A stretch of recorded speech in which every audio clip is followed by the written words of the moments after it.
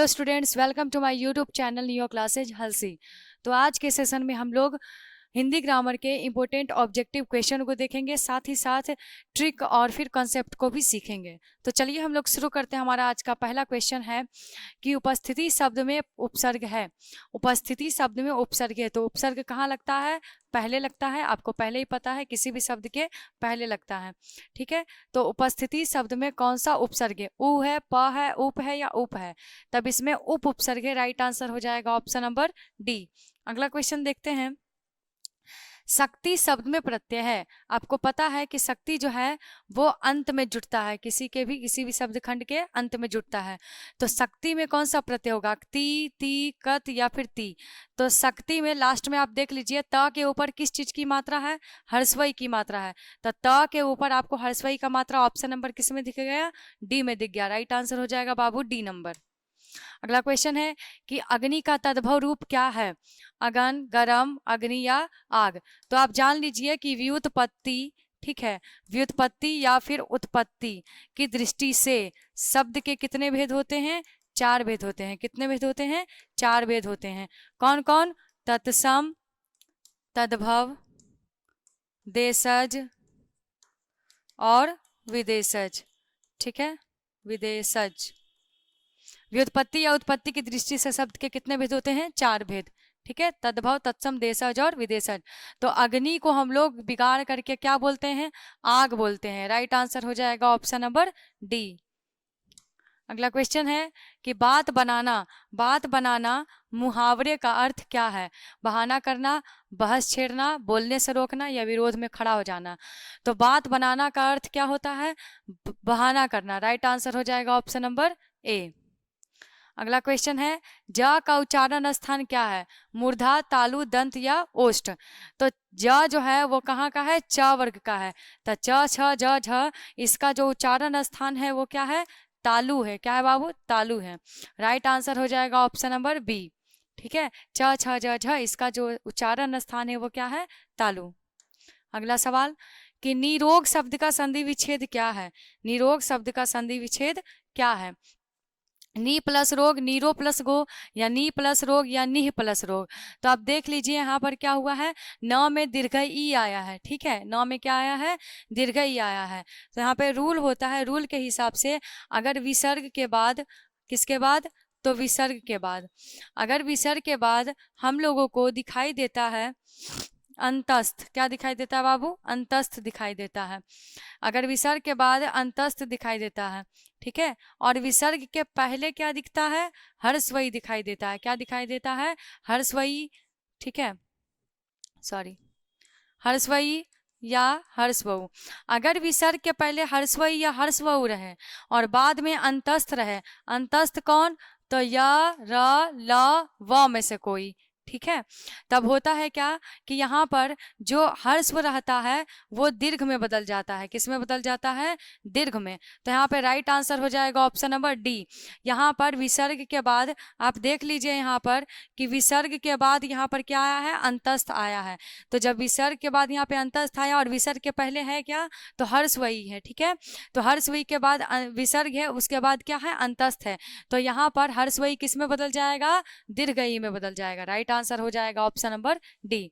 अगला सवाल, निम्न में शुद्ध शब्द कौन है? तात्कालिक, तत्व, शशि या हिंदू? तो आप देख लीजिए इसमें राइट आंसर क्या हो जाएगा। ठीक है, साफ दिख रहा है इसमें हिंदू शब्द क्या हो जाएगा?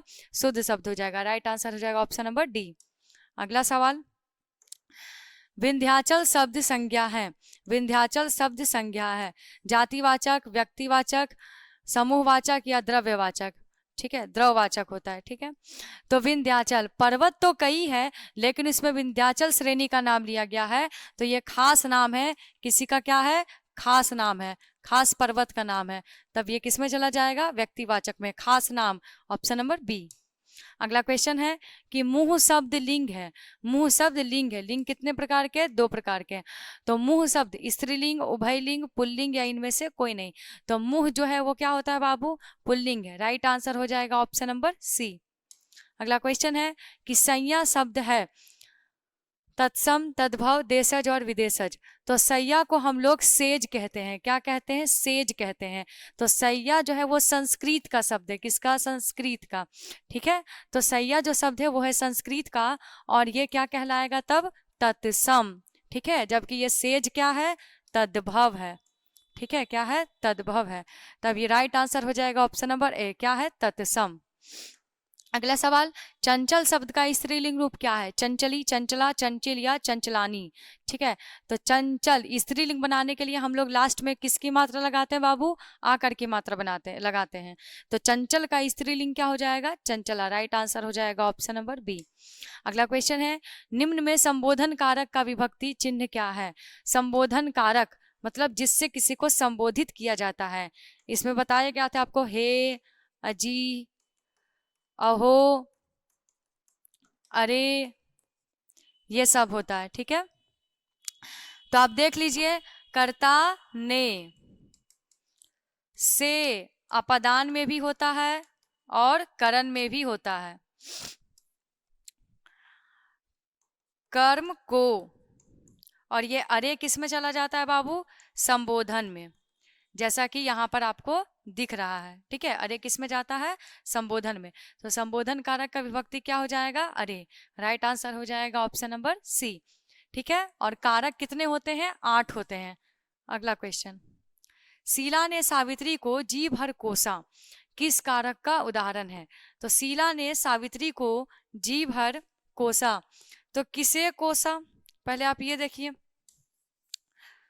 सेंटेंस में कहा गया शीला ने सावित्री को जी भर कोसा, तो यहाँ पर सावित्री को अंडरलाइन किया हुआ नहीं है। चलिए देख लेते हैं, तो किसको कोसा? तो सावित्री को कोसा। तो को किस में आता है? कर्म कारक में आता है। किस में आता है? कर्म कारक में। कर्म कारक ऑप्शन नंबर डी। अगला सवाल, जब कोई शब्द वाक्य में पिरो दिए जाते हैं तब क्या कहलाते हैं? शब्द कहलाते हैं, पद कहलाते हैं, लिंग कहलाते हैं या वचन?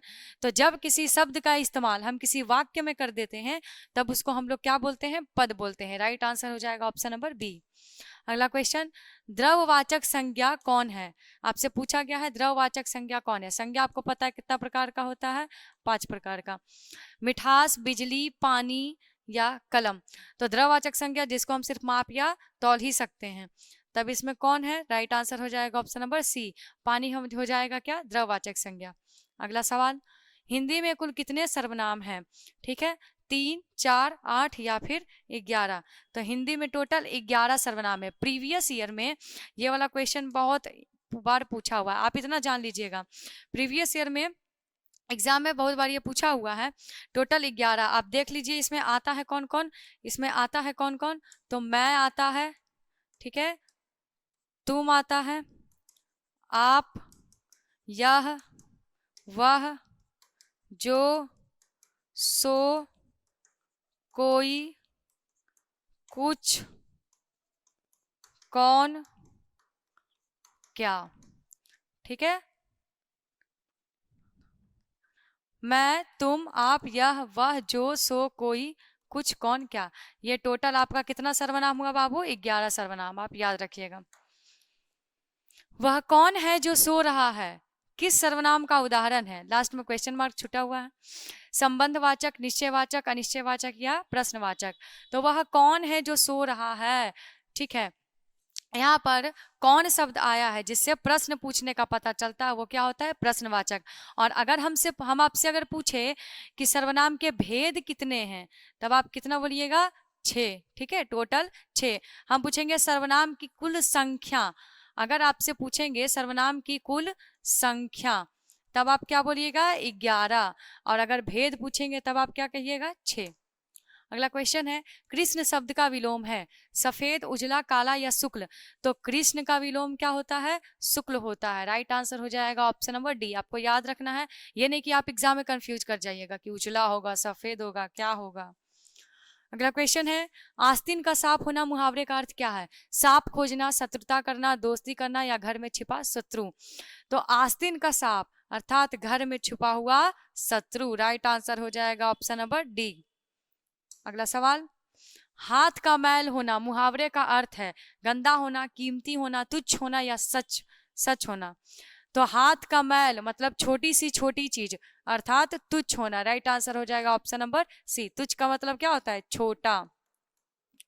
ठीक है, चलिए अगला सवाल।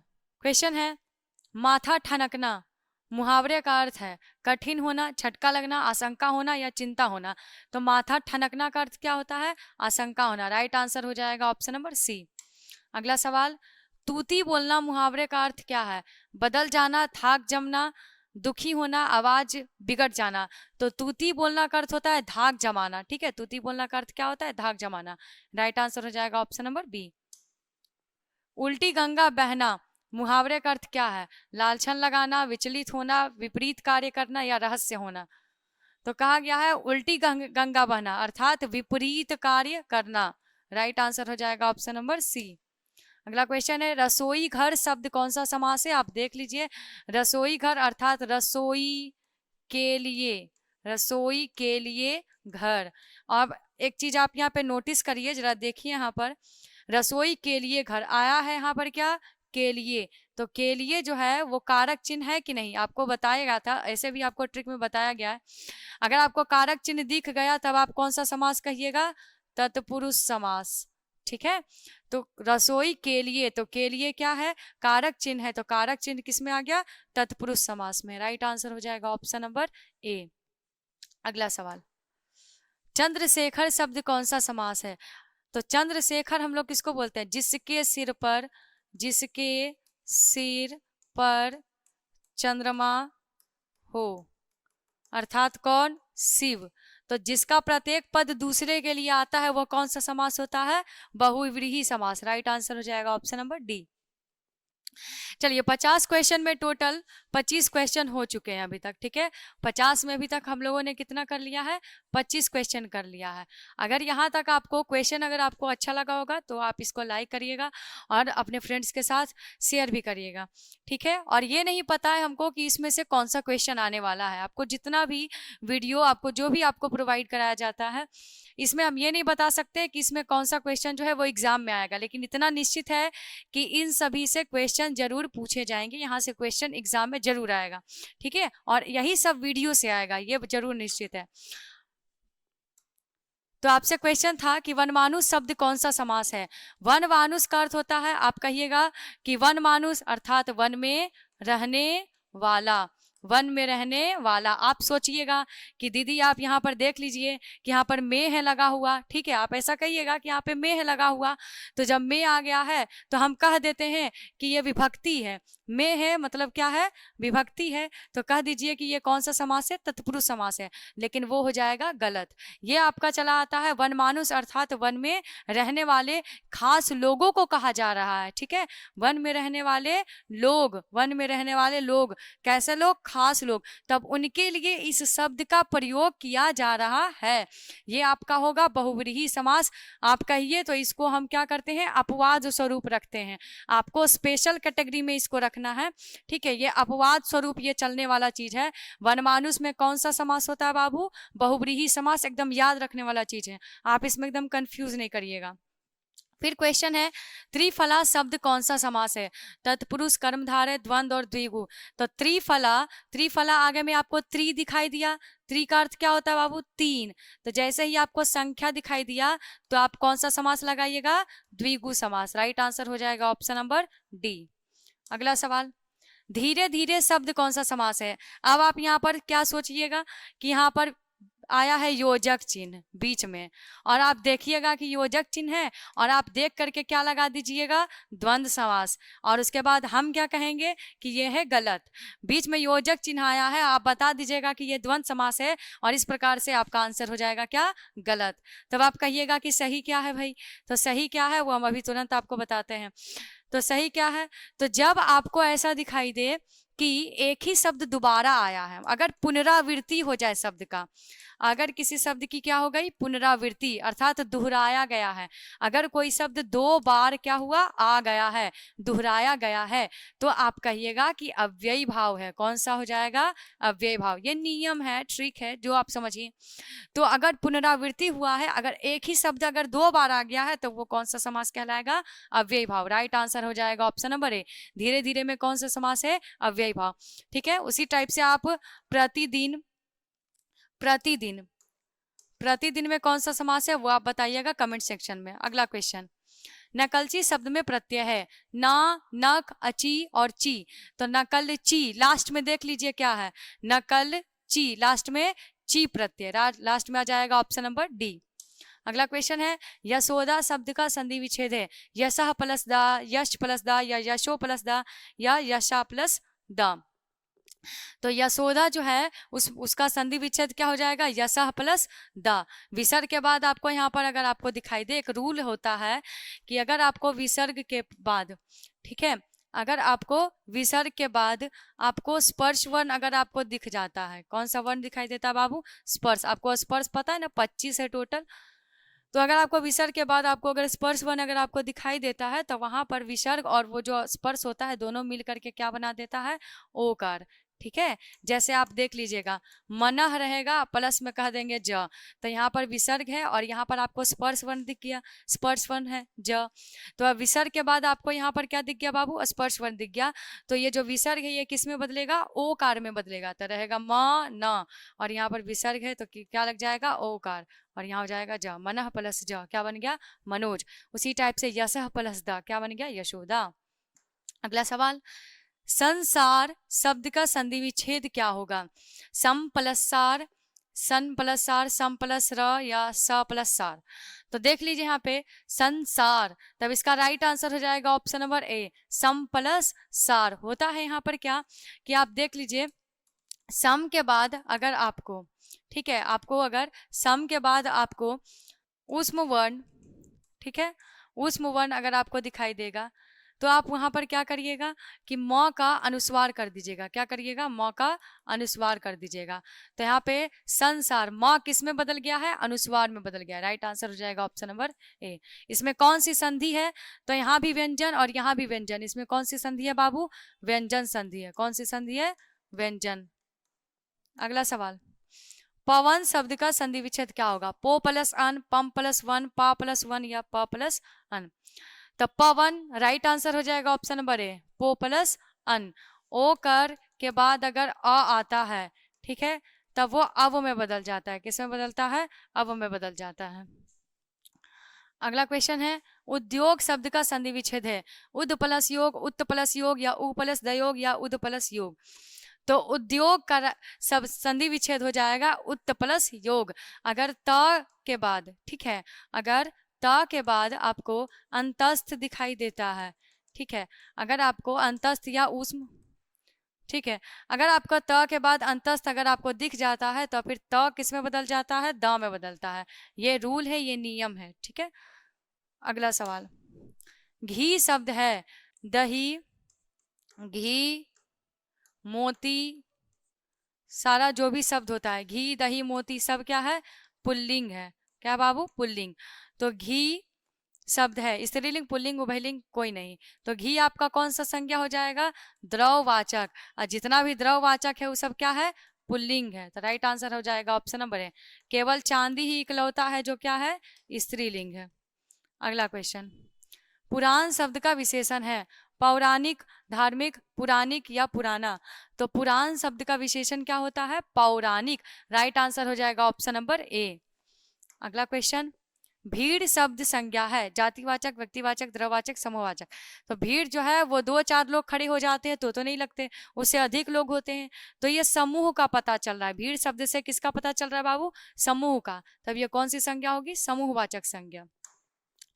ग्राम शब्द का विशेषण है गांव, ग्रामवासी, ग्रामीण, या गवई। तो ग्राम का विशेषण क्या होता है, ग्रामीण होता है। राइट आंसर हो जाएगा ऑप्शन नंबर सी। कारक के कितने भेद हैं, 5, 6, 3, 8। तो कारक के कितने भेद होते हैं, 8 भेद होते हैं, आपको याद रखना है।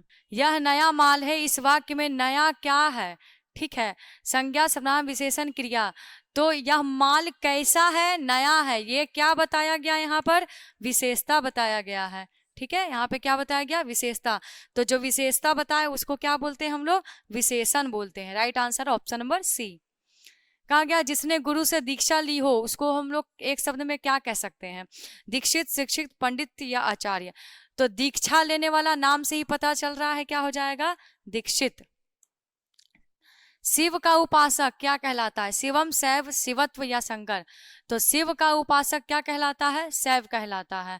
और फिर विष्णु का उपासक, ठीक है, विष्णु का उपासक क्या कहलाता है? वैष्णव। और फिर शक्ति का उपासक क्या कहलाता है? शाक्त कहलाता है। विष्णु का उपासक वैष्णव, शक्ति का उपासक शाक्त कहलाता है। अगला क्वेश्चन, ईमानदार शब्द का विलोम होगा शरीफ, बेईमान, भला मानुस या दुर्जन? तो ईमानदार का उल्टा बेईमान। ये तो बहुत सिंपल आसान सा एकदम क्वेश्चन था। कहा गया आवरण शब्द का विलोम क्या होगा? पर्दा, कपड़ा, संरक्षण या अनावरण? तो आवरण का उल्टा क्या होता है बाबू? अनावरण। और इसमें कौन सा उपसर्ग लगा हुआ है? आगे में अनुपसर्ग लगा हुआ है, ठीक है। अगला क्वेश्चन, ऊंच शब्द का विलोम क्या होगा? प्रमुख, नीच, गौड़, मध्यम? ये आपके लिए आसान पड़ गया होगा। तो ऊंच का विलोम क्या हो जाता है? नीच। अगला क्वेश्चन, गोद में सोने वाला, चलिए बहुत सुंदर बहुत अच्छा क्वेश्चन है ये। गोद में सोने वाले को क्या कहते हैं? बालक, पुत्र, अंकशाई या अंकस्थ? तो जो गोद में सोने वाला होता है उसको अंकशाई कहते हैं। राइट आंसर हो जाएगा ऑप्शन नंबर सी। अगला, गुरु के समीप रहने वाला विद्यार्थी क्या कहलाता है? ये भी बहुत सुंदर क्वेश्चन है, ये भी आप देखिएगा एग्जाम में पूछा हुआ है। बजबटुक, ब्रह्मचारी, अंतेवासी या गुरुकुल? तो गुरु के समीप रहने वाला विद्यार्थी अंतेवासी कहलाता है। राइट आंसर हो जाएगा ऑप्शन नंबर सी। लास्ट के क्वेश्चन बहुत अच्छे अच्छे हैं। जिसका खंडन ना किया जा सके, ध्वनि, प्रकाश, वायु या आंख खंडनीय? तो खंडन नहीं करने वाला को क्या बोलते हैं? अखंडनीय। राइट आंसर हो जाएगा ऑप्शन नंबर डी। अगला क्वेश्चन है, जिसका जन्म पहले हुआ हो, मतलब बड़ा भाई, बड़ा पूर्वज, अग्रज या अनुज? तो जो पहले, अग्र का अर्थ होता है बाबू पहले, आप ये भी याद रखिएगा, हो सके अर्थ पूछ ले। और अनु का अर्थ होता है पीछे। तो जो पहले जन्म लेने वाला है वो क्या हो जाएगा? अग्रज। राइट आंसर हो जाएगा ऑप्शन नंबर सी। जिसके बिना काम ना चल सके, उसके लिए एक शब्द है, अपरिहार्य, आवश्यक, जरूरी या अवरोधक? बहुत ही ज्यादा इंपॉर्टेंट क्वेश्चन है, सबसे पहले इसको मार्क कर लेते हैं। जिसके बिना काम ना चल सके, ठीक है, उसको बोलते हैं हम लोग क्या? अपरिहार्य। ऑप्शन नंबर ए। अगला क्वेश्चन है, जो खाने योग्य हो वह है शुद्ध, स्वच्छ, खाद्य या ग्रहणीय? तो खाने योग्य को हम लोग क्या बोलते हैं बाबू? खाद्य बोलते हैं, ठीक है। राइट आंसर हो जाएगा ऑप्शन नंबर सी। तो इस तरीके से आज हम लोगों ने इंपॉर्टेंट ऑब्जेक्टिव देखा। अगर आपको ये वीडियो अच्छी लगी होगी तो इसे आप लाइक, शेयर, और हमारे चैनल पे अगर नए हैं तो इसे सब्सक्राइब करना ना